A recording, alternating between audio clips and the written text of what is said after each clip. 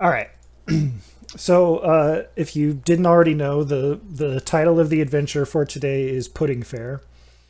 You all find yourself the bugbear, goblin, gnome, hot chick, and dwarf in the halfling village of Honeypuddle, and Charming. it's what was that? I said, that's charming. Yeah, and it's all. It is unclear at this point how our party is a party or whether it is a party. We it is entirely possible that we are just individuals at this point. And I will turn off Bill Cosby waving at me in the chat. Jeez. It's the Pudding Fair. Yeah, it's the These got forgot the it. special pudding pops. It's the Pudding Fair. Thank you. I didn't pick up on that.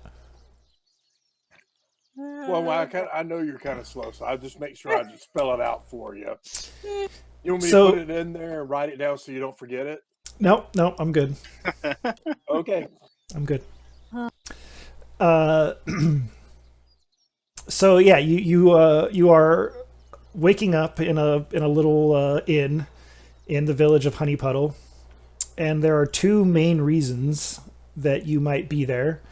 There might be some others. You are free to make up your own, but these are the two main reasons for why you might be there. You are either a messenger, and you came to Honeypuddle to deliver a package to a halfling friend of yours, but it ended up staying for the fair festivities for the pudding fair. The other main reason is that you are a bounty hunter. So you have been hired to arrest the notorious halfling thief Elsie Rumknuckle, and you've been hired to deliver her alive to Baldur's Gate for sentencing. And you've heard that she is headed for the pudding fair. So you've posed as brewers, or you have some other backstory as to why you're there that you tell people to get close and arrest her. So with that, we will explore the idea of whether you guys know each other or the extent to which you know each other. You are definitely staying all in this inn. Uh, it's kind of like a halfling hole. I'll avoid that other H word because that's like copyrighted or trademarked or something. And you so you have seen each other. You're staying in the same inn, or you've been in the same town now for a day. So you've at least seen each other, but the extent to which you know each other probably is limited. So at first we will have Gonk introduce himself and explain why he might be here in Honeypuddle. Well, you see a very large, imposing fellow.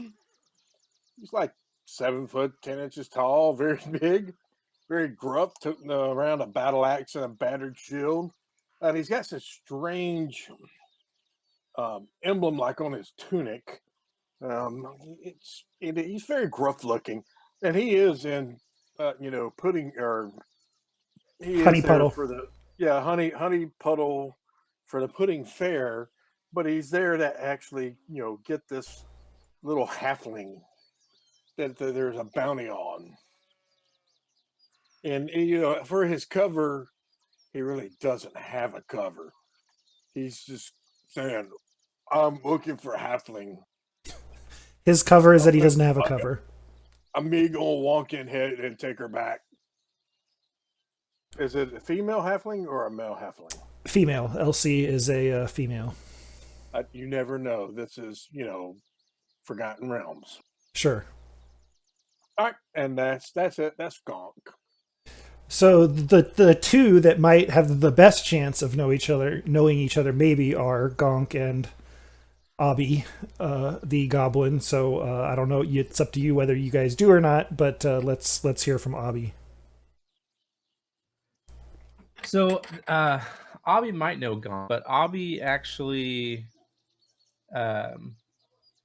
is maybe, I don't know. Interesting to hear more about who Melrick is.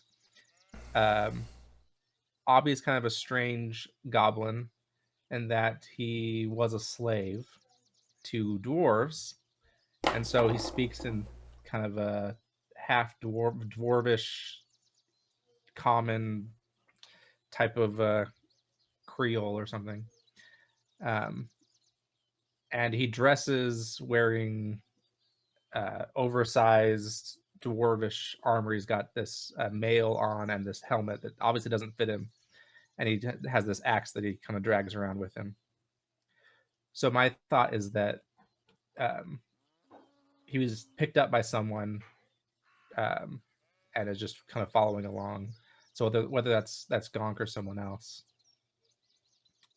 maybe I'll wait till after I hear whoever else is. Okay. So the one that it is most logical to be here is, as this is a halfling village and there are many gnomes that come here as part of this festival, is the forest gnome Brina Baron. Yeah, Brina, I mean, she's here definitely because, she wants to learn about this festival. She's very into learning things. But really she's just here because she likes parties. But the quest sounds interesting too. I mean, she's game, but really she just wants to be here for the party. Okay. Cassia Thorn. Cassia Thorn is very carefree and very reckless sailor type.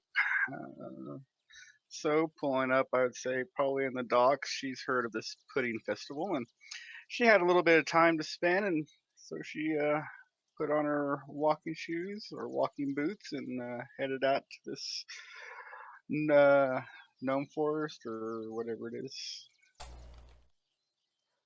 to go get some of this pudding.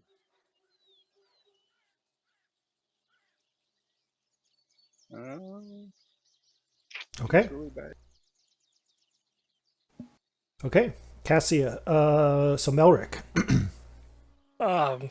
Melrick is a dwarven fellow. He kind of keeps to himself a lot, but has always been very interested in building, particularly armaments, and he's kind of turned that into his whole persona, his whole life. But he knows, even though he's been alone, he knows he needs to get out more and see more of the world so he can learn more crafting. And he knows he can't just do that alone. So this is his first venture out into an area. He used the opportunity to deliver a message as a way of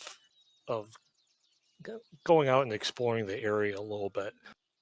And definitely could see Abby along the way, noticing his dwarven gear, and asked to tag along. He's never, owned a goblin or been involved with that, but if the goblin appreciates dwarven armor and dwarven gear, well, then he'll be a friend of Melrick. That's it. Okay. That sounds good. Well, I would imagine that the gnomes and halflings can't be too comfortable with the huge, imposing bugbear in their midst.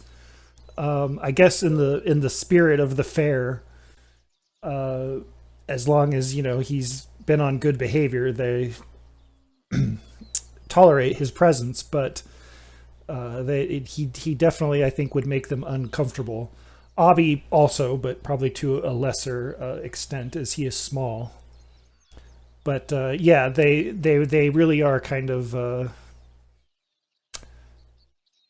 uncomfortable with their presence. So on this morning of the Pudding Faire, you hear the crow of a rooster, which awakens you on this morning from your slumber, and followed. And when you wake up, you start to hear the sound of a brass band cranking up, and you hear someone crying out, roll up for the Pudding Faire," crying out in this sort of, street bellow. It's crying out from the street outside on the as basically this road here that you're seeing, this pathway here. Lots of halflings and gnomes mostly are passing through, walking north into the fairgrounds of this way. So there's just crowds of people arriving and passing through here. You when you awake, you peer out the inn's window, and you see these people going by and bustling towards the fairground on the village green. It is 7 o'clock in the morning on the day of the annual Honeypuddle Pudding Faire, and as I say it is 7 o'clock in the morning, I start a timer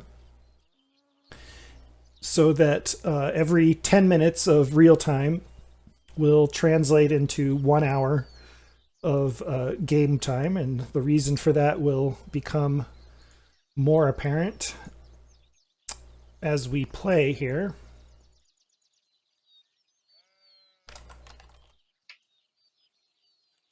So, Brina has decided that Gonk is not scary.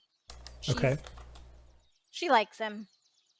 She will agree to enter a contest with him if such contest exists.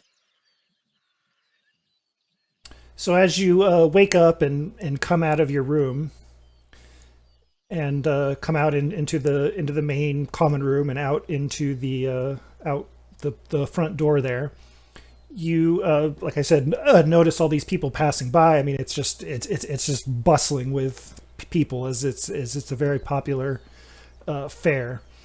You notice some giggling children as they start to chase this goose, and it gets startled, and it starts flapping its wings and sort of honking and running off. And as it does so, it flutters into a nearby gnome, and she trips over the goose, and she drops all of her tray of cakes on the floor as she does so. And she, you darn children! You leave that goose alone, she says to them. As I go over to help her and to also make sure that the goose is okay. Yeah, so the goose gets away, but she starts, they're all dirty and ruined now. She starts trying to pick up all the cakes that she dropped on the ground. Nobody will notice. Melrick goes over and just helps pick up the cakes and putting them back on her tray. Oh, thank you. I appreciate that. They're really, I don't know that I can salvage, but just one or two of them. Oh, I wish that hadn't happened. Gonk goes over there, and he doesn't put them back and put them on the tray. He starts tasting. Well, this is yummy. Thank you. I appreciate that. I suppose you can have some if you want. No one will buy them now.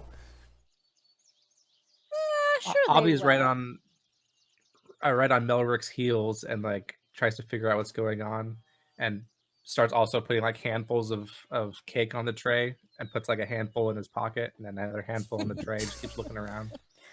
Yeah. Oh, yeah. You keep those, dear. Like I said, I can't sell them now. What an odd bunch! As she picks up her tray and keeps walking. And then so another thing you notice is this bird. It's actually a jackdaw, flies over the crowd, and you notice that this poop hits this bald halfling right square in the head as you see it coming, and you just goes and just lands right there. He's what was that? That's not right. As he tries to clean it off his head and in a bit of hair that he has and off his hands. And as he just kind of keeps walking by. That's what a terrible start to the day. No, birds pooping on you, that's considered good luck. You're going to do very well today. Well, I hope that's true as he's walking by you as you see this happen, and he just kind of keeps walking. It's true. Everyone knows that. After I overhear what she said, and I'm like, I hear bugger bear pooping on you, even better luck.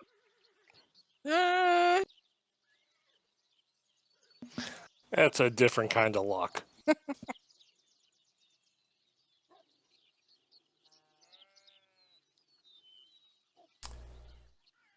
I've never heard that before. I bet Abby has. Goblins get shit on all the time by bugbear. Abby shakes his head somewhat vigorously, wobbling his helmet around kind of in front of his eyes. He has to like straighten it back out again. That's smart to be wearing a helmet just for these type of encounters. It's true. It'll protect your head from poop. No poop. As you are discussing this, you see and hear, you notice this nagging gnome moving through the crowd of people calling out, apples, candied apples here for sale, fresh candied apples, just one silver each, right here, you sir, candied apples, sir. And people are just like ignoring him and passing him by. Oh, come on, these are fresh and delicious, first treat of the day. Fresh candied apples. Do they look like they're delicious? They look like candied apples. Hard to know until you bite into one, as they're covered in. Buy one. Oh yes, you ma'am, you would like one, and it looks like Cassia wants one too. He's okay, and he pushes through the crowd and comes over to where you guys are. Yep, here you are, fresh candied apples.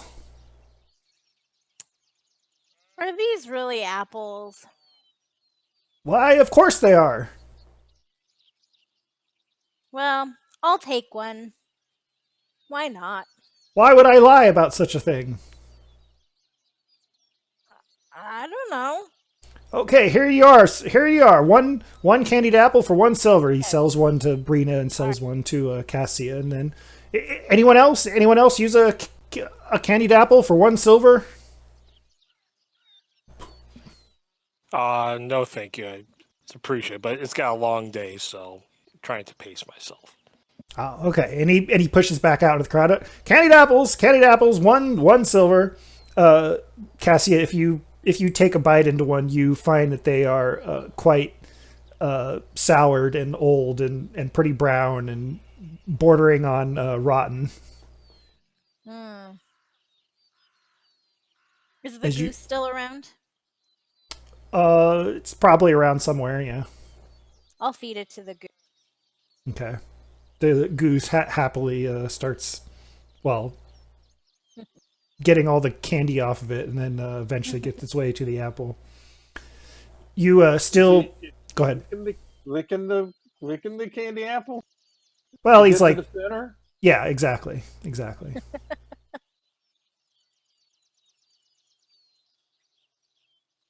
Here you go, goose. Then you notice that town crier still calling out, roll up to the Pudding Faire. 1 day out of the year. And as he's doing this, you notice this dog that's been barking at something that you didn't know what it was until finally this rat comes flying out from this bush that the dog's been barking at, and the dog chases after it and pushes through the crowd, and he runs into this town crier and knocks him over as he falls face first. And he goes, roll up, and he goes, and he falls forward right into the mud. Oh no! You blast it, dog! Melrick goes over and picks him up, kind of tries to brush off some of the dirt and mud. you gotta keep an eye out on, and make sure you watch your surroundings. Thank you, sir. The day's just started. I'm all covered in mud. Just started my shift. The town crying, and I just gotta change my clothes. This is awful. It could be worse. We just saw a gentleman halfling with a bird pooping on his head. So consider yourself at least lucky in that regards. Well, I guess it's all a matter of perspective. Maybe I might prefer some poop on my head to this. Don't tell that to the bugbear. Abby also runs over again when Melrick does and starts like wiping the mud and like picking up some and like putting it in his pocket. No poop. He says, well, all right. Well, here, maybe it's got a little bit of mud on it as he tries to brush it off. Here's a guide to the fair today. I hope you have fun. And he hands it to you, and you see this guide. Ooh.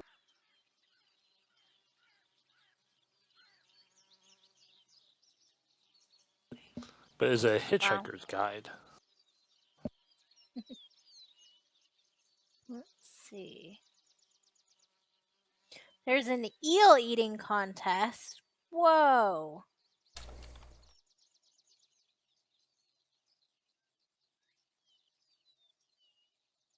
I don't know Whoa. about some of this. Gonk wants to go to puppet show.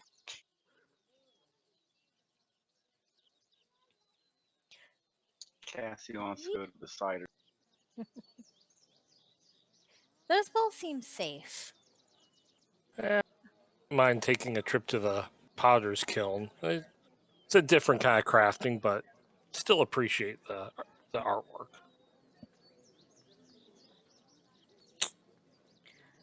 I think I want to see the stand-up comedian.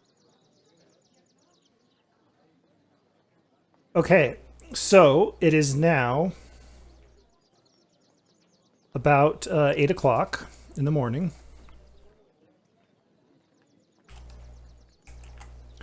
And I believe if we're going to do different things all at the same time, we're going to have to stop the clock.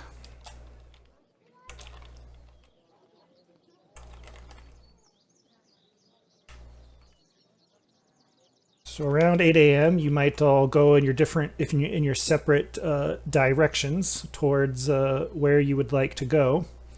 And we'll go again in the order of the portraits here. So I think Gonk said he wanted to go to the puppet show. Absolutely, Gonk like puppets. All right, so Gonk pushes off through the crowd as all the gnomes and halflings give him a wide berth. He doesn't see this. He doesn't see the problem with the crowds at all.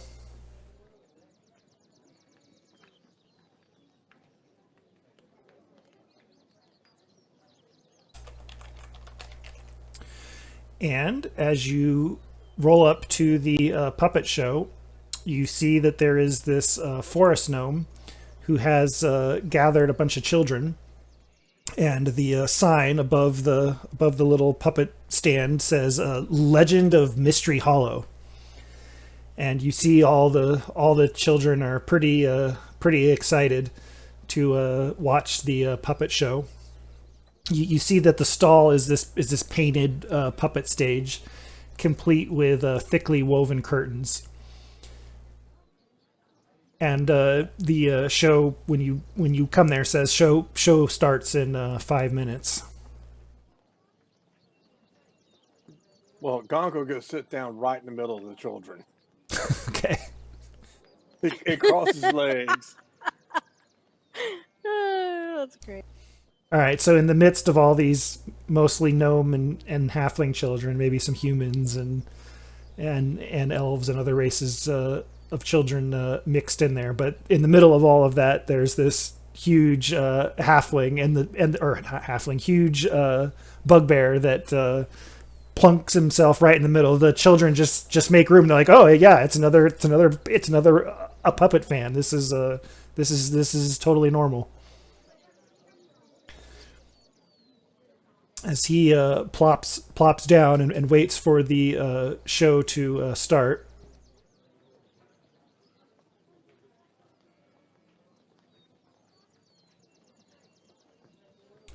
Gonk is upset there was no snacks there. He thinks he should have went by the eel eating contest and grabbed a few eels before he went there. Dang. And so 5 minutes passes and there's no sign of the puppet show. If you wait another 5 minutes, still nothing happens. There doesn't seem to be a sign of the puppeteer as the children and the rest of the crowd starts to get a little worried as to what's going on.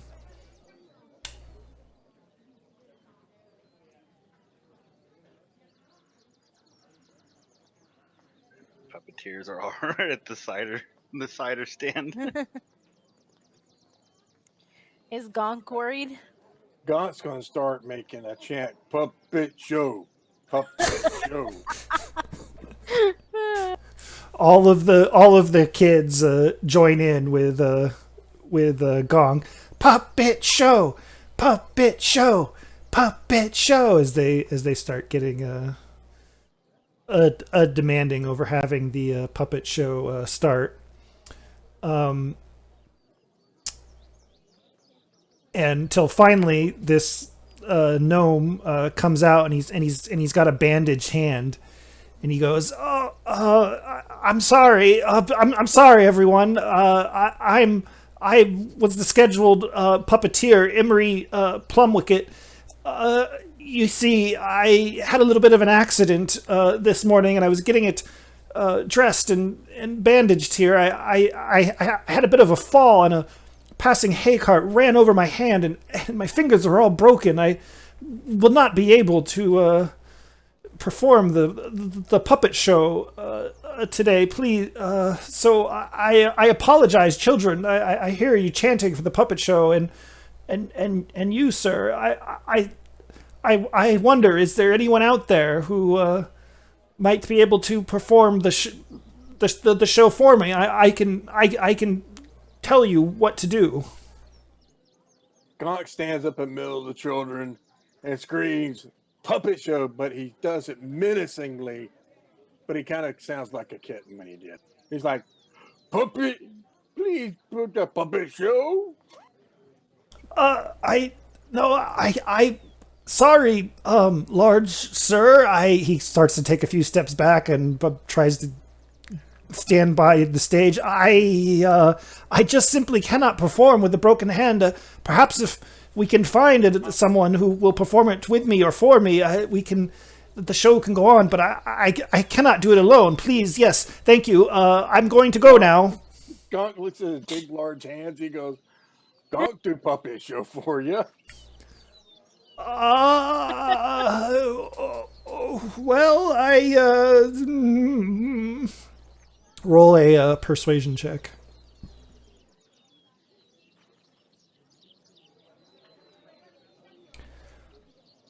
Well, I suppose in the boy, how are you going to fit behind the stage? Oh well, no wonder as the kids keep chanting puppet show, puppet show. I suppose we can work something out here. Okay.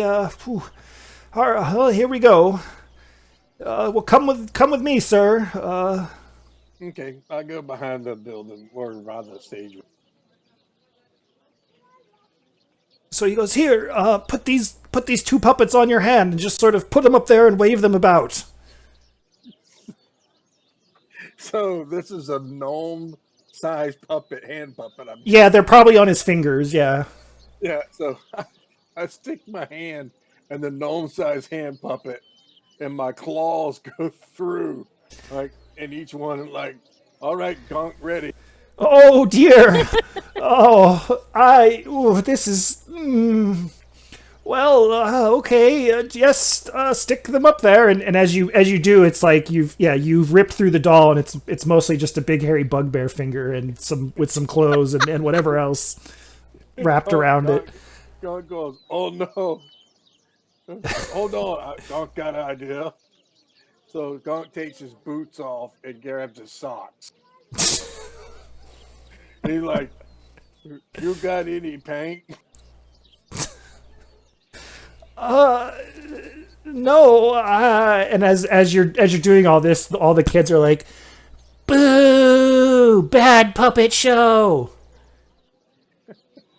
I grab a piece of charcoal or something, something to draw eyes on, like one of my socks. Oh dear, this is not working at all. Thank you, sir, for attempting here. I think we're just gonna have to call it for the day. No, let Gonk gotta try. Let Gonk try. Oh, Gonk would be a great puppeteer. okay. It's your show now, and he kind of scurries off. As the kids are still chanting puppet show. And so I start going, talking with my puppets, but I'm doing it in Gonk.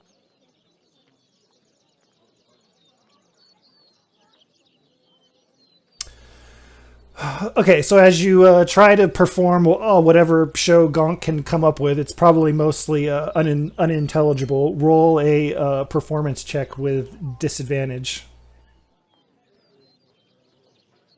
Yeah.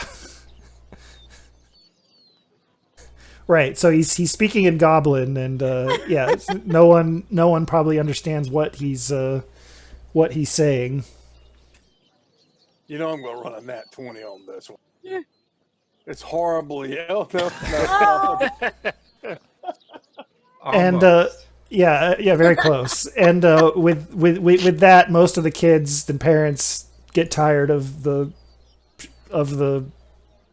debacle that is the puppet show, and they start to get up and leave, and until finally no one's even watching it except for one guy who just loves the so bad it's good theater that he's just like, yeah, woo, woo, encore. I'm sad I'm missing this.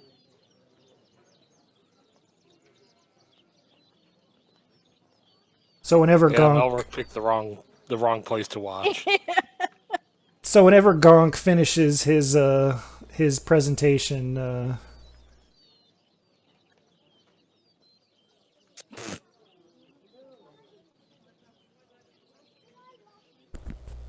yeah, it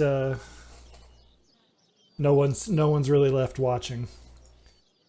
All right, so so all this is occurring if you're going to different places simultaneously during the 8 o'clock hour. So I have stopped the timer for the moment.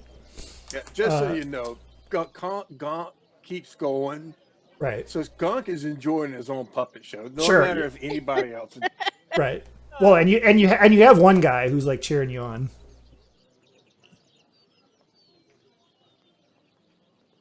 All right. So next is Abby, but I think you were probably following Melrick somewhere. Yeah. Okay. So Melrick, where were you two headed? Over to the Potter's Kiln. Okay. Oh, and that's right next to the puppet show. I didn't realize that. Yeah. So after some time, you probably start hearing this thing that's going on over there. But when you first, that took time to develop. So as you first arrive at the Potter's Kiln, you find a halfling potter who introduces himself. He says, "Hello, I am Jeanfar Clayfoot. I have many wares available here at my small, very meager stall." As you can see, he's getting a little self-conscious as he takes you for a bit of a crafter yourself, being a dwarf.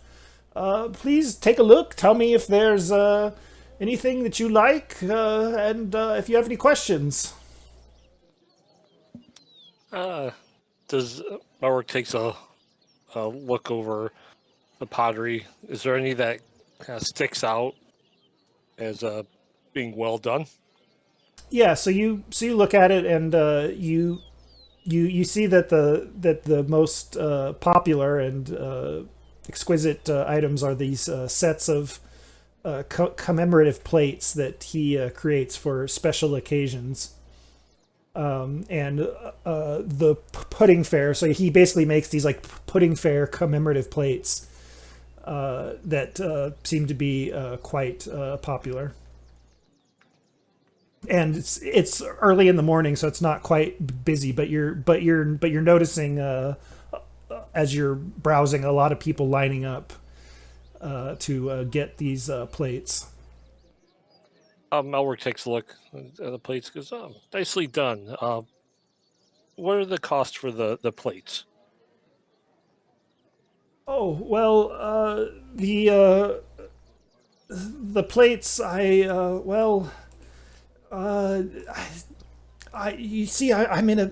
He starts whispering to you. I'm in a bit of a pickle here. I have a small handful of plates that I made, but yesterday. But I've developed a problem, and if I'm gonna make this work, I might have to charge a lot for these plates the limited amount that I have. I can't make any more. And he says, "Look there," and he points at the kiln. It appears that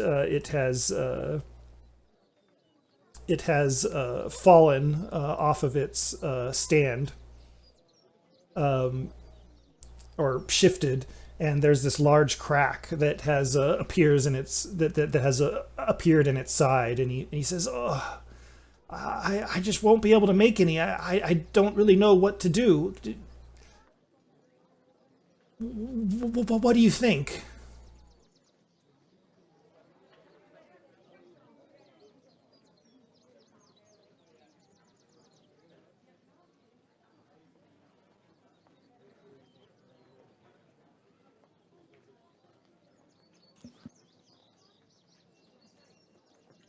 If Abby can see any like small, like relatively small pottery trinket of some kind, he would put it in his pocket. Would Melwork notice that? It's entirely possible. Let's see how stealthy Abby is about it. Roll a stealth check. He wasn't really trying to be stealthy. Well, whether you're intending to be stealthy or not, you are. One can be. Whether in terms of the timing in which you did it, I would say that most. Ooh, yeah, actually, just barely. Melrick did not notice that, nor did the gnome. Plates. Melrick has mason's tools. That's what he's proficient in. Would there be a chance that he could take a look and see if he could correct the kiln and repair it? Oh, yes. Please. First, if I'm too small to lift it back up onto its platform, do you think you could help me with that? Of course, it's craftsman needs their tools available, and I'd be glad to help. Yeah, parrot. Just if you could just pick it up and just set it right back here, so you can make an athletics check to try to pick it up. Abby will help him. Okay.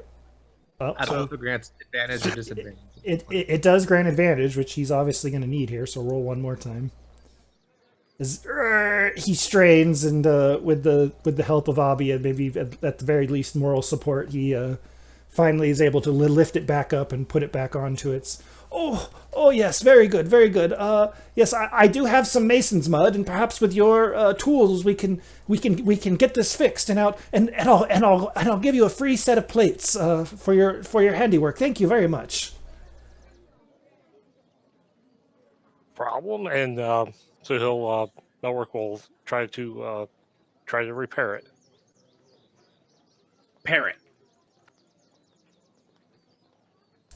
And you can get some inspiration for helping the gnome fix his kiln. And it's by this time you start hearing next door at the puppet tent, puppet show, puppet show, puppet show, and it sounds like it's getting rowdy over there.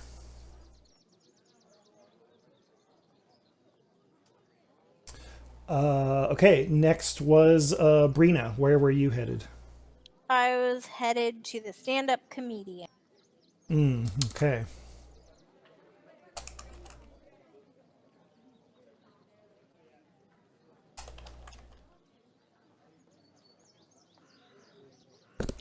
So Brina heads to the stand-up comedian,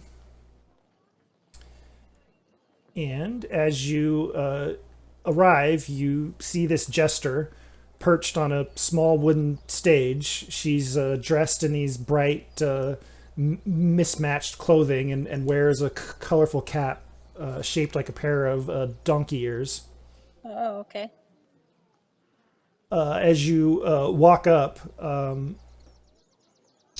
you are the only audience member at the moment, and so she smiles at you and nods and sort of gestures towards this small tin, which is in front of the stage. And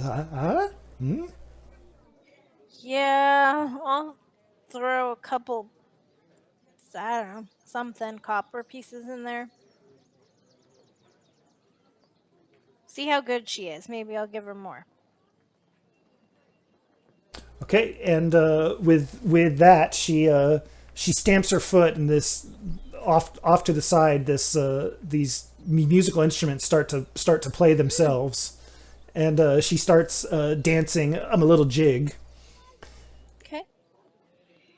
And then, so as she dances, she then does this little routine, and then she stops, and the music stops, and then she goes, I've not always been a jester. I used to work in a bank, but I lost my job. A woman asked me to check her balance, and I pushed her over. After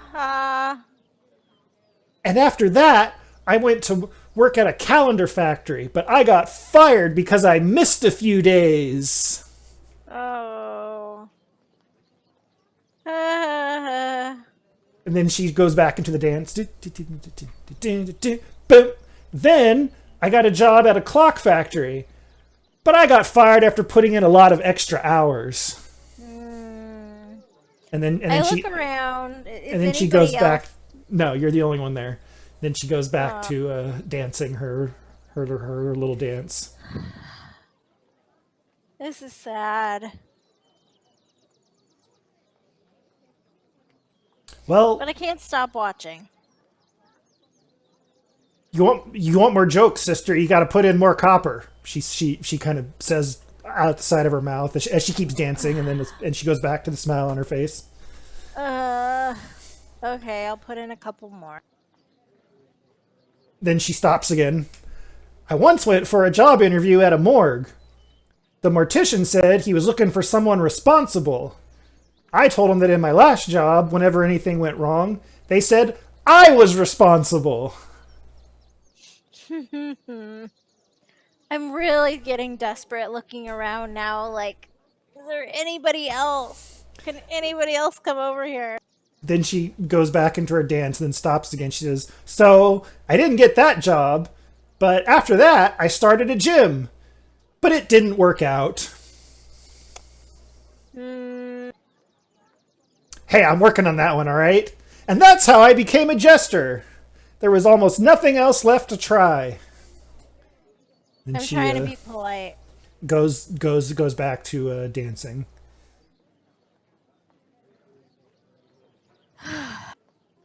And if you don't put anything back in, she dances a little bit more and then stops and then goes back to being perched on her stool.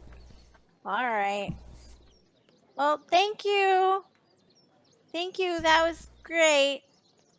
But there's I'm gonna go check out some of the other stuff. that there is to see, but maybe I'll come back. I'll come back later, okay? Okay. Okay, bye. And I'll awkwardly wander off. She goes, okay, bye. May Sorololi, the god of hospitality, be with you all. Farewell. Thanks. You too. I don't know if that was the appropriate response, but I don't know. I'll just head off to whatever is next. See what I see.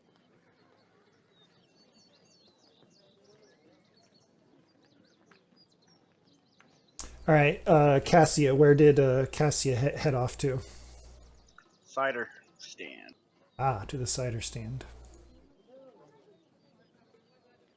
He stops at all the little street vendors and everything walking around and tries all their wares while she's making her way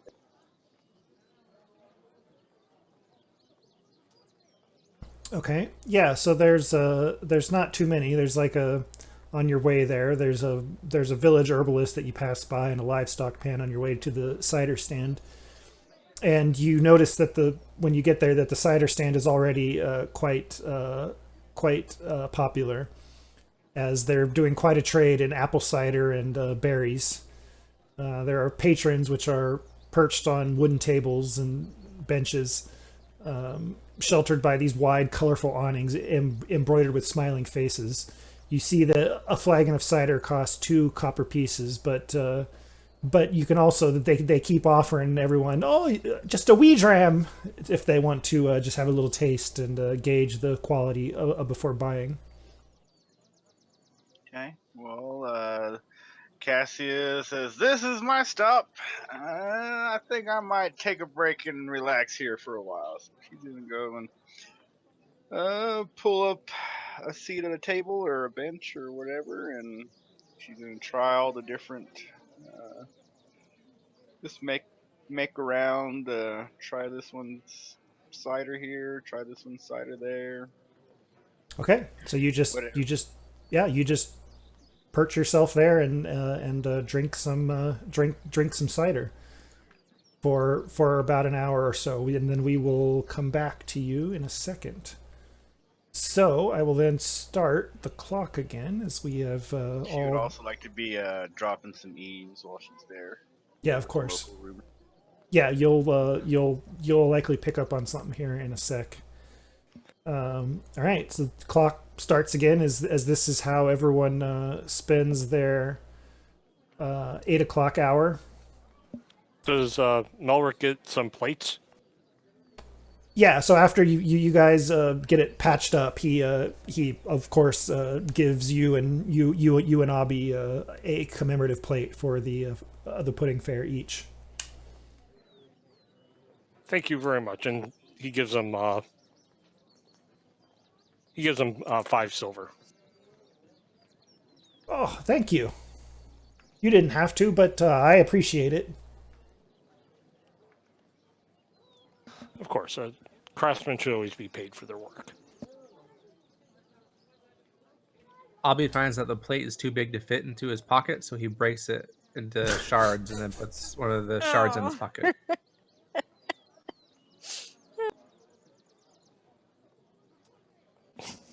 Melrick looks at Abby. We're going to have a talk later. Melrick picks up the other pieces and looks to the powder and says, "We'll fix this." I don't even know if he noticed. He was probably on to selling more plates. Okay, that's good. So did Gonk finish his puppet show in an hour's time? Yeah, I mean, yeah, and he took us, took a encore and everything. Probably gave himself a standing ovation while he's doing it.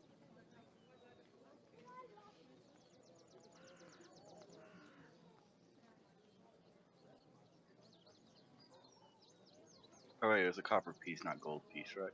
Correct. Yeah, it was just a few coppers. So after Gonk finishes his solo puppet show, where does he want to head to next? Well, Gonk told me he was growling, so he thinks he's going to the eel eating contest. Okay. Does anybody else head to the eel eating contest and meet up with him at the same time? I'm pretty curious, actually. Yeah, I'll head over there. Okay, so you both head to the eel eating contest and arrive at about the same time. And Melwork will follow because he probably notices the bugbear leaving the puppet show, so he'll just Okay. follow along. It's right in that same area. Okay. So everyone goes over to see the eel eating contest. So these eels are a delicacy of the Three Penny Wood. They are known as Veldun eel. Everyone seems to think these small eels are delicious, even when raw. Oh no. Well, they are for by most gnome standards, they are considered a wonderful treat, and also considered very good luck when eaten alive. I And don't what think kind I of can- eels are these? They're referred to as Veldun eel.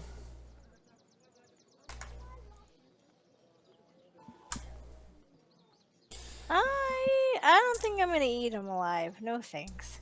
There is also, well, yeah, Brina being a druid might be a little bit of a unique gnome, and that not wanting to follow those sorts of customs. But there is also a religious significance behind it, that when you eat the eel, it sort of represents Erdlin's banishment into the underworld. Interesting. So you see that entry into the contest is 5 gold pieces. Wow. That's half Gonk's money. Gonk him 20 up. That's He's a gonna lot get of his fill money. of eel. Yeah, I mean they got to raise money. Well, so this is just for the contest, right? You could probably get some eels for yourself for just for much less, but this is to enter the contest and to get a shot at the prize. Well, Gonk's gonna enter the contest. He's out to eat as many eels as he can. So the first thing that you need to do is catch one of the eels out of this large vat. Then you have to swallow the thing whole and live, and basically keep it down. Okay. Good luck. And he So says, what do "Oh, I need to roll for catching it?" yeah." So as you plop down your 5 gold, the person running the contest says, "Oh, we've got a big one here. Perhaps this will either he'll be very good at this, or we'll see quite a unique prismatic glitter gold yawn, as we call it. Yes, sir. Thank you for the 5 gold. Just dunk your hand in there for the for an eel. Make a sleight of hand check." Oh, I'm I wanna cheering do him it with on. I stick my whole face in there. I'm doing it with my. I'm really Look. cheering him on now. Okay. Do I need to do a sleight of hand? If you dunk your head in, then I'll let you do athletics. All right. So as Gonk just dunks his whole head, oh, a very unorthodox approach. The person running the contest sort of gives this running commentary. Oh, and he has one, as you come up with a eel in your mouth. Now you have to make a Constitution saving throw to swallow it. All right, I'm going to slurp it just like spaghetti. Okay. I'm gagging, but I'm still cheering him on.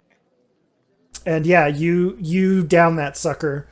Then you got to go for another. So yeah, you dunk in, come back up with another one, and then try to down it. And this one is tougher than the last one, but you down that one as you go for one more. And you were able to snag yet another one with your unorthodox approach. Oh, he's on his last one. Can he do it, folks? Yes, yes, Oh. yes. He sticks it. Oh, and easier than the other two. Well, wait. This is the moment of truth, folks. Can he keep it down? As you have to make a charisma saving throw to try to hold it down, as you feel the eels wriggling in your stomach. Melrick cheers him on. All right. Well, Gonk looks around and he smiles and says, "They're not as good as Grandma."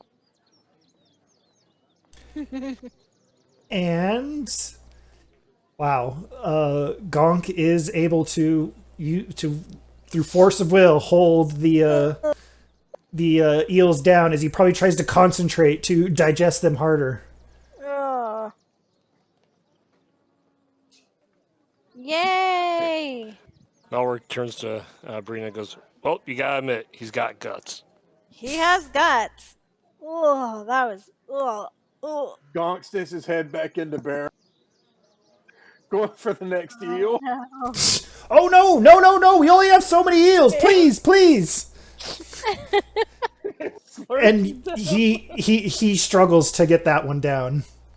Oh no! As the gnome tries to, as you're struggling to get it down, he grabs it out of your mouth. Please, can someone get him back, please? He's out of control. Hey, Gonk, let's go look at let's go to the oiled boar contest. Maybe you could eat some of those. Well, we have one person to that has completed the challenge. Come back towards the end of the day to resolve any ties, I suppose. Gonk's still hungry. As Cassie is at the cider stand,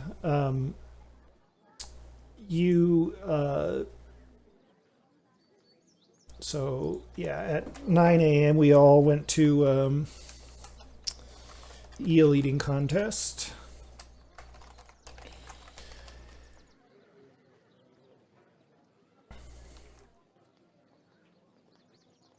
And while you're still at the cider stand, Cassia, you notice this young halfling who he gets up from it after nursing some ciders for a while. You've been paying attention to him as you could see that he's been concentrating very very hard on this other halfling girl that he seems to like, and he finally gets up and he gets the courage as he walks over and he says, "Milady, may I have this dance, please?" And she says, "I don't want to dance with you, Wellington Sparrowwind. Gross." And he turns around, he starts tearing up, and he kind of starts to run off.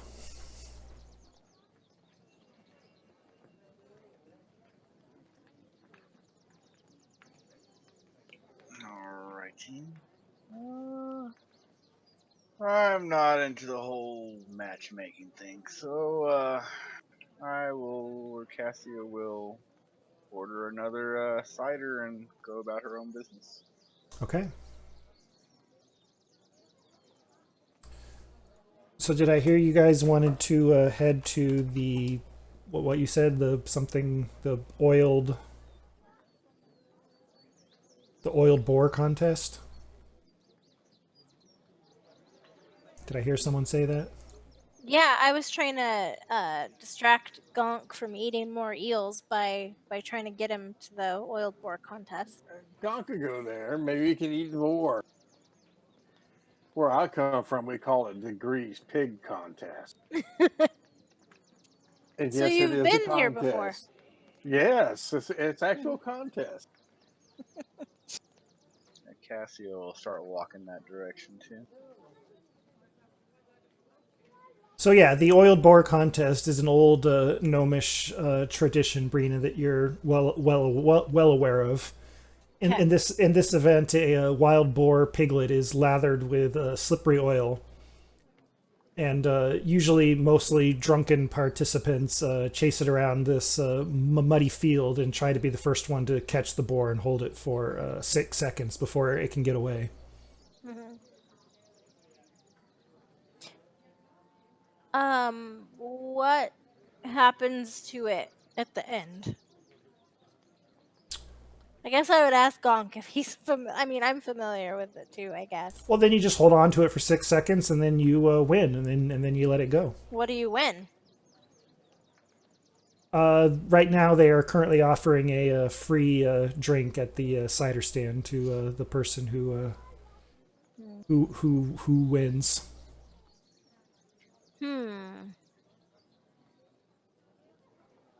I don't suppose. No, a small boar is not considered a small beast, correct? No, because it's a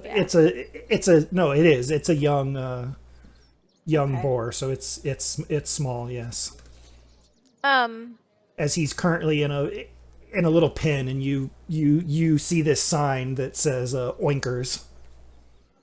Okay. I'd like to enter. Okay. So you're so you get in line, as there's already a lineup for these, and as you're doing that, a group in front of you is getting ready to go.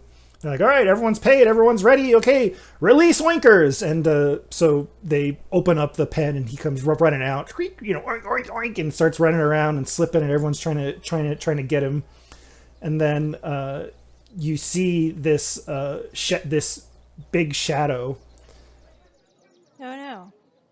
pass over. And, Overhead. yeah, and you see this giant eagle dive bombing onto the pen. Can I try to dive at the pig and protect him? So you see this coming, and you try to react as quickly as you can, and you try to go jump into the pen and try to grab him. Make an athletics check. Okay. I want to also speak with him and tell him that I'm trying to help him. Okay. So that he shouldn't try to run away. And I'm not athletic. Oh, it's not. What, the Mr. Wiggles thing? And as you do this, as you run and jump over the fence and try to dive, you just land in the mud, and you don't jump far enough, and you just, and then the eagle comes in and swoops and grabs Oinkers, and you hear oink oink oink oink, and he flies off into the, and you see kids, mommy, they killed Oinkers, Oh no! as the eagle flies off with Oinkers. Can I see where he goes? In his claws. I mean, he's flying off to probably wherever his nest is. Oh no. Well, that didn't go well.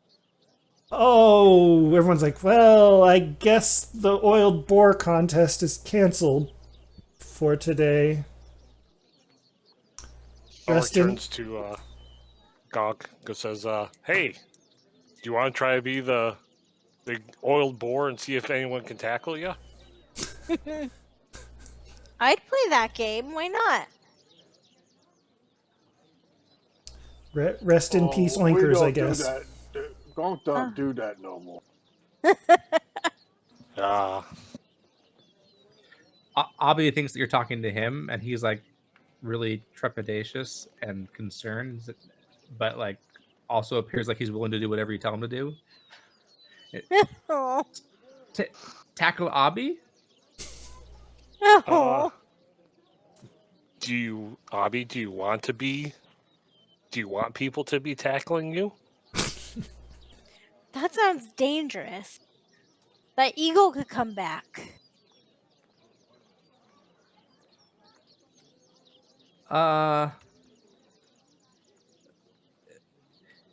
Again, he thinks that maybe you're asking him to do that. He says, okay. Oh no.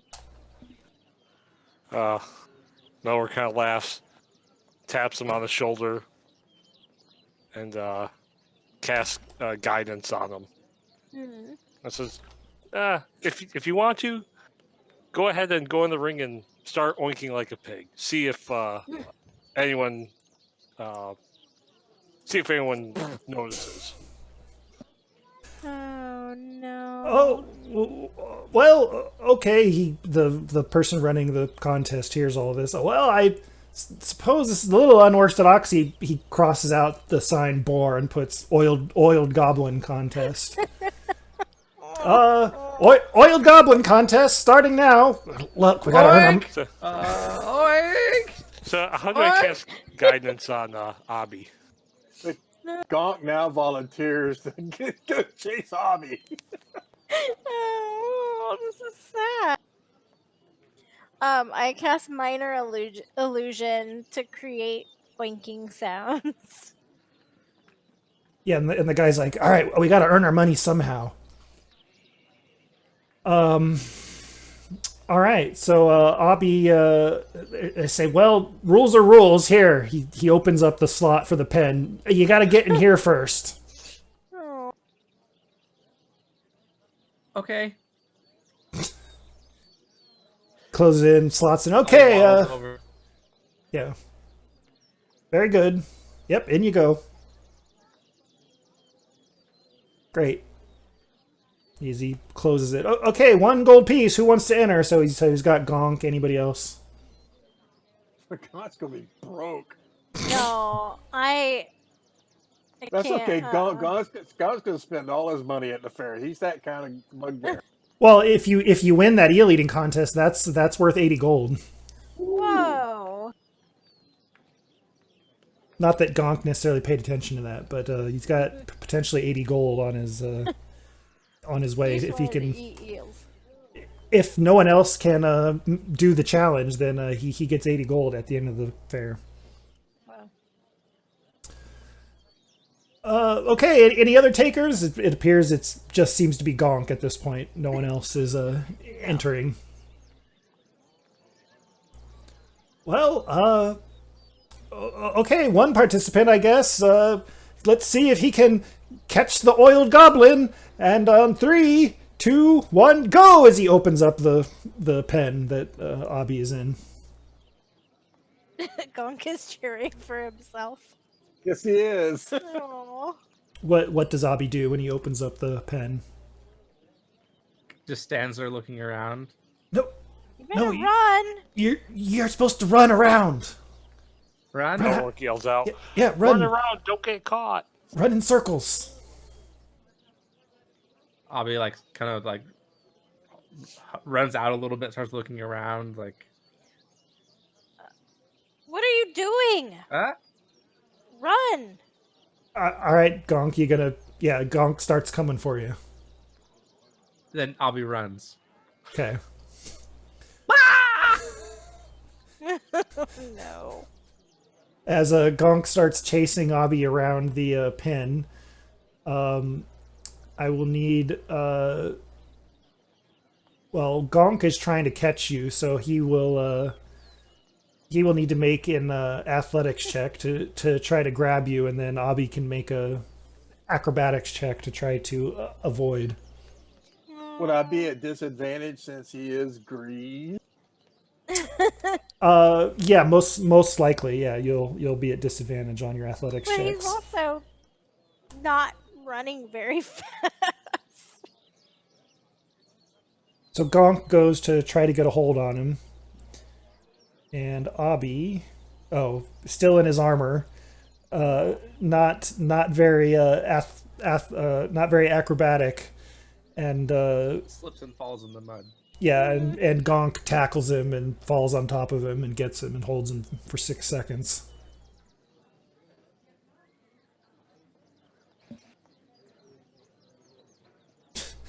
As Gonk continues chanting for himself, well, here you are, sir. As he comes in, a voucher for 1 free drink at the cider stand.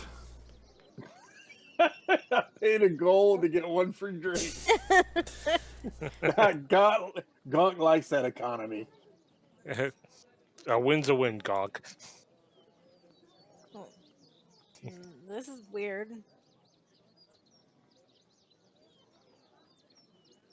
Malwar goes over to Abby, kind of helps him up. Good job. Good job. We'll work on the concentration thing a little bit later, but kind of tries to, tells him he does a good job. Good slave. Aw. You don't have to take that, you know. You're your own goblin. Not, and Abby pulls the plate shard out of his pocket. Not take, parrot. Okay. Abby helped me repair a potter's kiln, and he was given a whole plate, and Abby took a piece of the plate.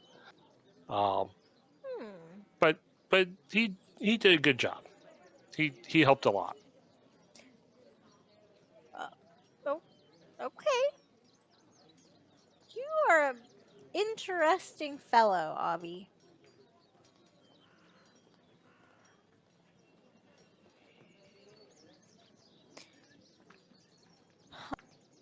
This has been a weird day. And it's only like 9:30. No, it is currently 11 a.m. Like Okay. approaching 11:30. Okay. Do we know how long the fair is open? Yeah, it's an all day of affair. It goes into the evening with the sort of with it all culminating into the cutting of the great pudding at the pudding tent, and everybody having some. Huh. Who wants to storm the castle next? That sounds fun. Gonk, you look like you could do that. Gonk, not go storm castle. I mean, we've got some right. tough. Melrick, you're tough. We got this, right? Let's see what it is. It's right next door. Might as well.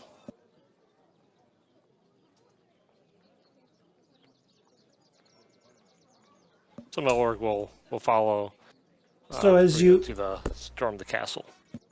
As you go over to storm the castle, you see a lot of children of Honeypuddle sort of gathered around the fence and in the stands as they seem to be very excited about this event. You see these 2 5-foot-high walls, which are set up in a large field with a flag on top of each wall. And you see that there are children, which are divided up into 2 teams, with each having a dual purpose. One, they have to defend their flag and then capture the other team's flag and bring it back to their own wall.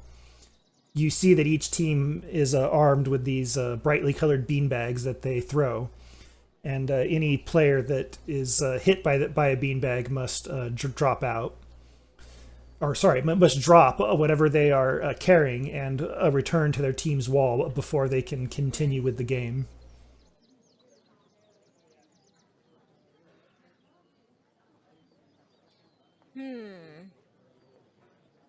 But just children are playing? At the moment, yeah. Cassie's gonna go by the cider. I'm not afraid. Uh-oh. Pick up some more cider. I'm not afraid of children. We can beat them. Probably could, but could and should are generally 2 different things. We can beat children all the time. Not that kind. But So as you're watching this current game go on, you notice these 2 kids, a pair of halfling twin boys. You notice them kind of like off in the corner, and they're kind of like snickering with each other, and they seem to have hoarded like a few of the bean bags, and it looks as though they're like stuffing something inside, and they seem to be watching this one kid, and they're kind of like pointing at him and like waiting for something. Are the two kids somewhere within reach? Oh well, no, they're inside the play field. They're official participants, but they seem to have their own sort of agendas. They're not kind of acting like the others. Is there any? Do we notice a referee or anything like that? There is the person running the event, but they seem to not notice this. Melrick yells out to the ref or whatever they would call it, and just point to the two boys.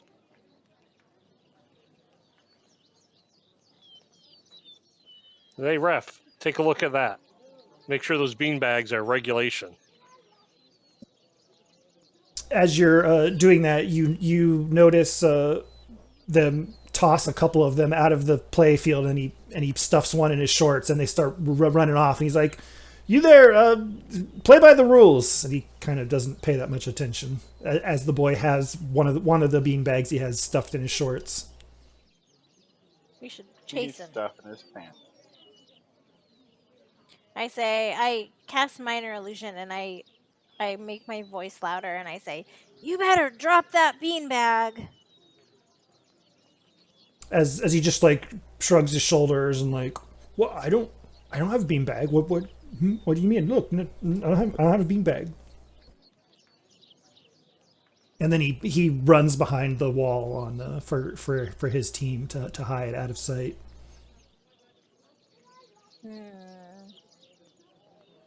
The boy that they're, or the child they were pointing to, what was that child doing?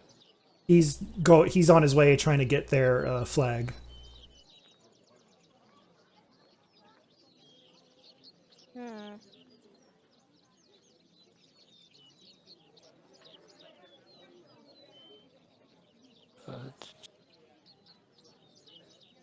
And he starts climbing up the wall on the opposite side from where the kid's hiding, and he starts climbing up to get the flag. Be careful. Watch out for that kid. I don't know his name, but watch out for the kid behind the wall.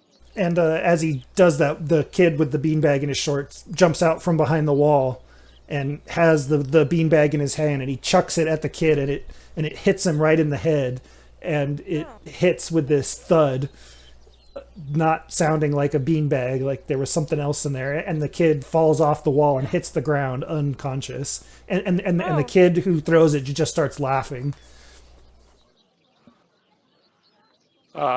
Melrick jumps in the arena, runs over, see if he can grab the boy that threw it, and then takes a look at the child on the ground and tries to assess if he's okay or not. Well, he's got a mark on his head, and he is currently unconscious, but I mean, he is breathing, he is alive. No significant, does not appear to have any significant injury other than the mark on his head and the fact that he's unconscious. I want to go after the other kid. Yeah, so the other kid who was the other twin is like bolted as he saw this happen. The ref at this point comes over and he says, "Oh, what is this?" And he sees the beanbag and dumps out, and there were rocks in there. "Oh, this is unacceptable. You and your brother are expelled from the game." Good.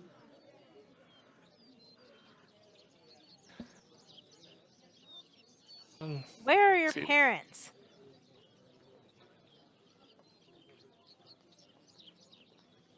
The kid just goes.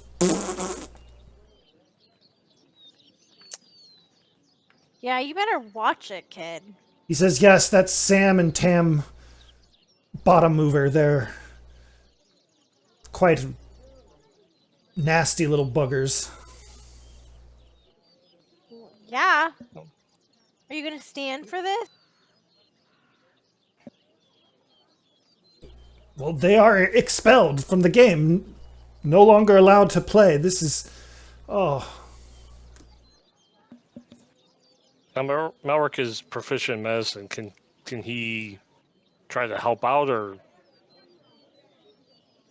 Yeah, you can go and check on the kid and make a medicine check.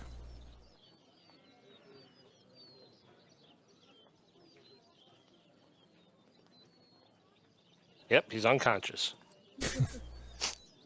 But yeah, I mean, you're able to maybe like wrap a bandage on this part where the rock hit him, and oh yeah, he'll come to in a little bit. Hopefully. Where are the parents of these children? Oh, who knows? Probably at the cider stand.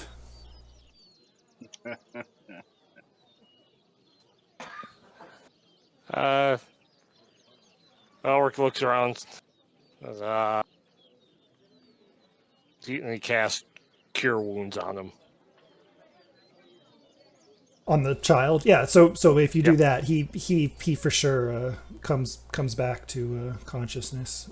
You can also, so you already have inspirations. You just gained another, so you can grant it to someone else.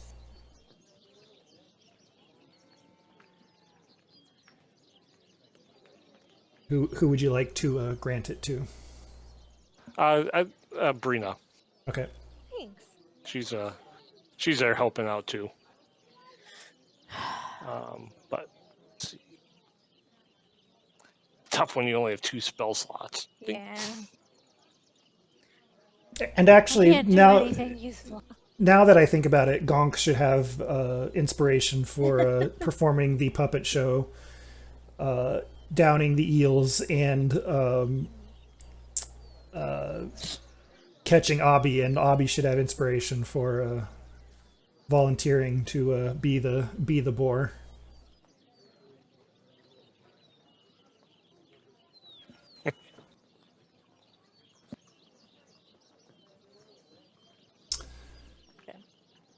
It's definitely Gonk's day. Yeah. Yeah. All right, and so after you sort all of this out, you find that it is now. So you went to storm the castle. It is now past noon, and approaching 12:30. Or no, it is 12:30. Yeah, it's past noon and 12:30. Where does a person get lunch around here? Eel Eating Contest. I don't know. I think maybe you ate all of the eels. No, they stopped me. Oh. Only costs 5 gold pieces to eat all eels. That's not a very good deal. So yeah, there's food at the cider stand, and in the grape pudding tent is where the 2 main places to eat are. Gonk want candy. Oh, there is a candy. Let's go have candy. Okay. Cassie has already been there. Gnomes love candy. It's a fact. So as you roll up to at around 12:30 to Nanny Cowslip's Candies, you see that Nanny Cowslip is selling her candy from the back of this gaily painted halfling chariot, and you see that it appeared that the chariot was pulled by 3 large kittens, so large that you suspect they must be enlarged by some sort of magic, perhaps a enlarge spell. Oh my gosh. you notice that the kittens have collars on, and they have little name tags, and the respective tags say snap, crackle, and pop. And they're lounging at this point as they're off duty. Probably two of them are just passed out asleep, and one's maybe like cleaning itself. I would like to pet the kitten. So as you so they're like way bigger than you are as you come over to it, and it lets you pet it, and it starts purring like the loudest purr you've ever heard. Kitties! And so you also notice that at her stand here, there's this jar of glowing jelly beans, which are labeled magic candy, which sits on the counter alongside her trays of sherbet lemons, honeycomb toffees, and peppermint bonbons. Oh my gosh. I am never leaving this place. Ugh. I can't decide. I really want some jelly beans, but I cannot leave these cats. Like, I'm torn. I don't know what to do. I'm gonna stay with the cats for a while. Hello, dears. Would anyone like some sherbet lemons, honeycomb toffees, or peppermint bonbons? What about those jelly beans? Oh, well, so take one of each, please. So she's offering Gonk and Cassia the sherbet lemons and honeycomb toffees. Oh well, dear, the magic candy is just for very good little boys and girls that have done very good deeds. Have you done any good deeds today? Well, I tried to stop a kid from throwing rocks at another kid. It didn't go well, but I tried. I tried to save a boar from an eagle, but that also didn't go very well. Well, I was nice to a bad comedian. What about that? yes. I guess try again, my dear, and you can earn yourself one of those magic candies. Well, what do I have to do? Well, you have to do a good deed, turn something around that was going to go bad, but you make it good. Everything it sounds you appeared to try, which just turned out bad. I very much compliment you for trying, but it's just not enough to earn a magic candy, I'm afraid. Melrick goes, well, Abby and I helped the potter fix his kiln so that he was able to make more plates for the event. Yes. Melrick points to Abby next to him. Is this true, little one? You helped him with a kiln? Parrot. He's new around here. Interesting. But yes, he did. I was having trouble lifting it up, and I thought it was going to fall over and break, but Abby helped me lift it up, and then I was able to use some old masonry skill that I learned when I was younger and repaired it. The potter was very appreciative. Oh, well, okay. I suppose that can earn you a magic candy. Here you go. She gets the jar off the shelf, and you may select one. Abby pulls the small pottery bowl and the plate shard out of his pocket. They're covered in mud and cake. It holds them out for inspection. Yes, very, very nice. Very nice. She holds the magic candies out for Melrick to select one. Melrick picks one. Okay. So you have a magic candy. And Melrick also said, just not to be greedy, but there's a child that had a rock thrown at his head, and Rena tried to managed to chase away the two children that did it. As part of the process, we healed him so that he was no longer unconscious. Would that help Brina get a jelly bean? Well, that sounds like you've done 2 good deeds for the day. Yes, you may select another. Melrick takes one and hands it to Brina. So yeah, Oh, you helped with that. thank you. Melrick is so nice. Abby Hey- will reach for a candy too. Oh, no, dear. No. Ha ha ha. You must perform a good deed. What good deed have you performed today? Good slave. Parrot. No poop. Melrick looks at Abby. Abby, you helped me with the kiln. Do you remember? Show her how you helped me pick up the kiln off the ground. Ground. Tackle Abby. He said he didn't poop. I don't know that not pooping is counts as a good deed. Oh, have you met goblins? It definitely does. I don't know how much goblin poop you've been around, but Oh dear! As Gonk comes flying out of nowhere, like Terry, like Terry Tate, and just takes Abby out. I'll hold him Wait, up by really? one leg. I got him. Son of a bitch! Well, because he said tackle Abby, so I guess Gonk took it literally. Melrick turns to Abby. Abby, you're going to have to. No one owns you anymore.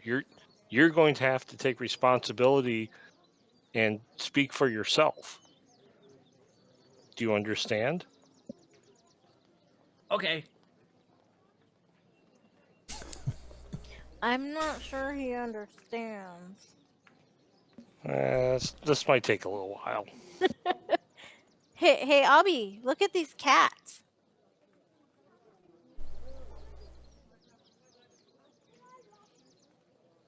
Abby's eyes just get really big. They're big cats, huh?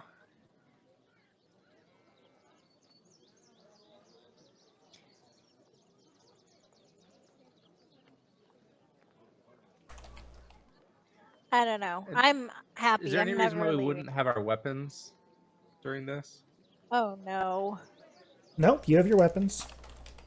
Abby You have will your- heft his axe and say, "Cat, No, we don't. We don't chop up the cats. big Cats fight are- cats." Cats are not for chopping. No. Can somebody maybe not let him chop up the cats? Melrick turns to Abby. Why do you think you should attack the cats? Tat cats. No. Why? Oh, bad slave. Not a slave. He nods.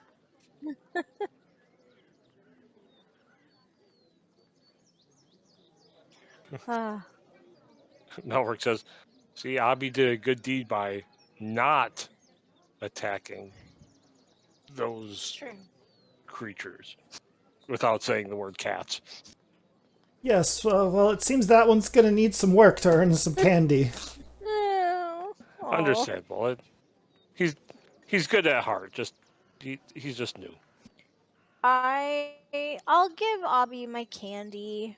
I really like jelly beans, but I also really don't want him to try to attack the cats. So if that distracts him, I think a broken shard of plate distracted him. Well, so if you hand, do you give the candy to Abby? yeah, I'll give it to him. So he'll take it and pull his arm inside of his chainmail again, presumably to where his pockets are somewhere, and he pulls out the rotten apple on a stick that was discarded earlier, and hands it out to you. Oh, well, thank you. See, that was very polite. I will take it and put it in my cargo pants pocket. I have lots of pockets.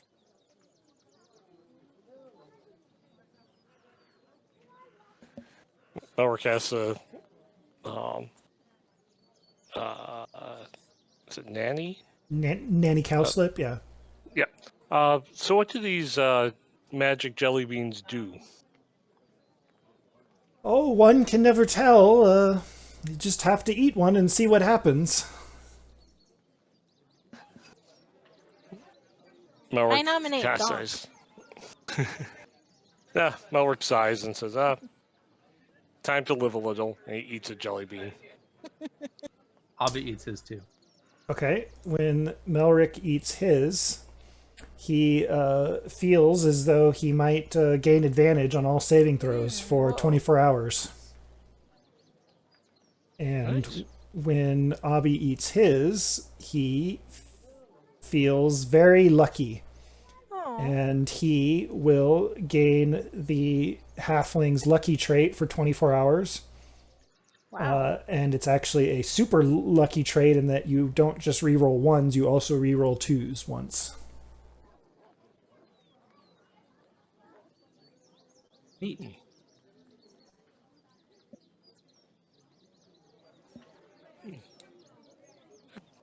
Interesting. Excellent beans. They definitely are very helpful. Thank you. Ask Danny, do you create these yourself? Oh, yes, it is a very secret family recipe.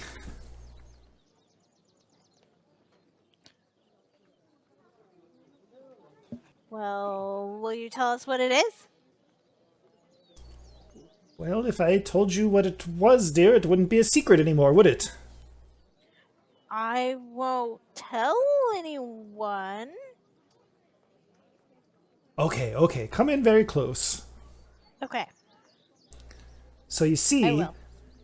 I make some jelly beans, and then I use magic. Whoa. Wow. That is a big secret. Okay, cool. As soon as we leave Okay. here, I'm telling everyone. I guess they're appropriately named then, aren't they?